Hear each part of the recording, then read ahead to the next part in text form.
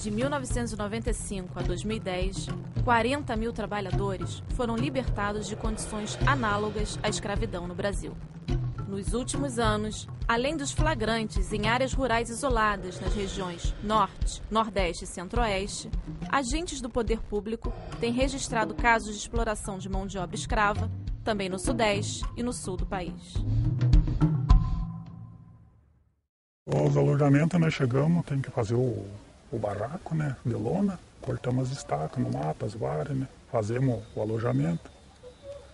E daí para nós cozinhar é a metade de um tambor, né, cortado assim, faz o fogão, né, que diz, para cozinhar. E é assim, o pior é carregar, né, forcejar e carregar isso no caminhão aí, 50, 60 raídas aí, daí nas alturas não aguenta mais, erguendo os braços, né, aqui com estaca, outros puxando lá em cima, e complicado. Não tem um dizer, hoje eu não vou. Se você não vai, o que você fez de erva lá fica no mato, ninguém vai carregar por você. Duas gerações, a mesma história. João e Jair são nomes fictícios de dois trabalhadores, pai e filho, que já sentiram na pele o gosto amargo da escravidão na colheita de erva mate nas plantações no sul do estado do Paraná. Se parecia que a gente não tinha trabalho escravo aqui, era uma região com uma qualidade de vida melhor, com um trabalho melhor, mas começou a se perceber que nós também tínhamos situações aqui tão ou mais graves do que outras regiões tradicionais onde a gente já conhecia que havia trabalho escravo. Libertados durante inspeção trabalhista, João e Jair não conseguiram driblar a pobreza e a condição de vulnerabilidade. As oportunidades de trabalho são escassas e atividades braçais, como a coleta de erva mate e a extração de pinos, continuam sendo a fonte de sustento da família. As histórias se repetem. Carteiras de trabalho não assinadas, baixos salários e precariedade. Muita precariedade.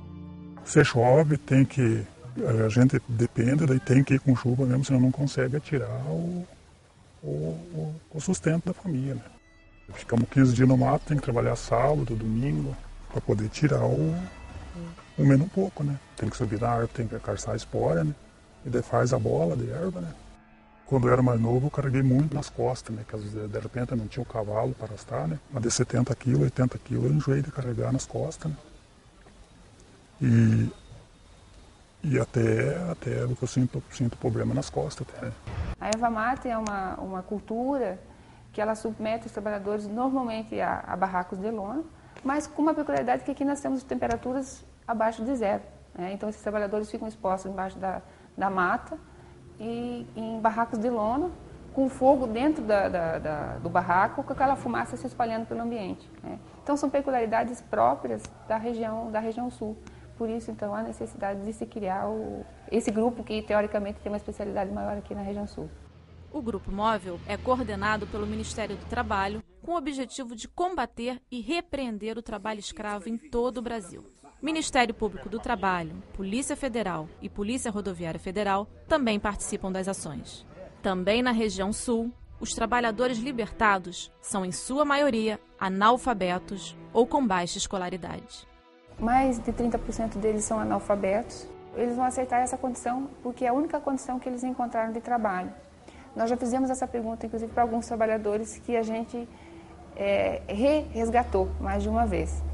E a resposta foi essa: eu preciso dar de comer para minha família, eu preciso. Então, se a única condição que eu encontrei de trabalho foi essa, eu não tenho condição de impor nada. Seu João conhece de perto essa realidade e também já ouviu a mesma pergunta. Sim, tem gente que pergunta, mas você está trabalhando sem registrar, mas o que vai fazer? Que nem eu criei 5 filhos, estão grandes já, né? Mas toda a vida no pesado. não sem ter folga, né? Toda a vida trabalhando, suando, às vezes passando necessidade nos matos. Comigo me aconteceu de me mandar embora e me darem os papéis para me assinar ali como eu pedi, né? Como eu pedi a conta. E daí sem direito nenhum. Né? Na região sul, existe ainda a peculiaridade da terceirização nas atividades de reflorestamento, especialmente na extração do pinus, utilizado na indústria de móveis domésticos e de papel e celulose. Na realidade, a gente tem uma aparência de irregularidade. Você encontra, por exemplo, um gato melhorado, você encontra um gato com uma empresa constituída, eles chamam de empreiteiros.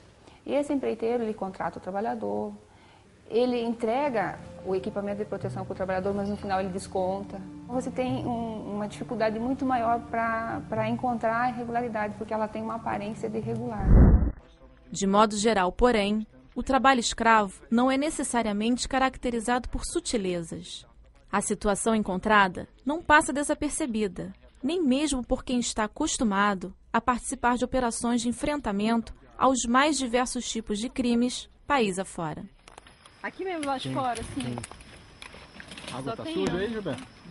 Muito suja. Especificamente uma situação que eu não tinha vivido ainda e praticamente ninguém do Grupo Móvel também, foi um senhor de idade, já quase seus 60, 70 anos, mais ou menos.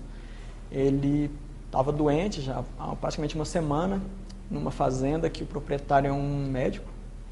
Né, e ele estava lá, foi receitado para ele um analgésico só, assim, não foi examinado, estava numa situação que não conseguia se locomover para se alimentar, não conseguia tomar banho, não conseguia fazer as necessidades dele. A realidade, que em determinadas ocasiões desperta um misto de surpresa e indignação, não necessariamente é recebida da mesma forma pelos trabalhadores. O jovem Jair conta como, aos 16 anos, se deparou com os barracos de lona e as duras condições no meio da mata, entre árvores de erva mate. Mas não senti nada, né? Vamos trabalhar, né? Não tem nada que sentir. Vai fazer o quê, né? Não tem outra situação.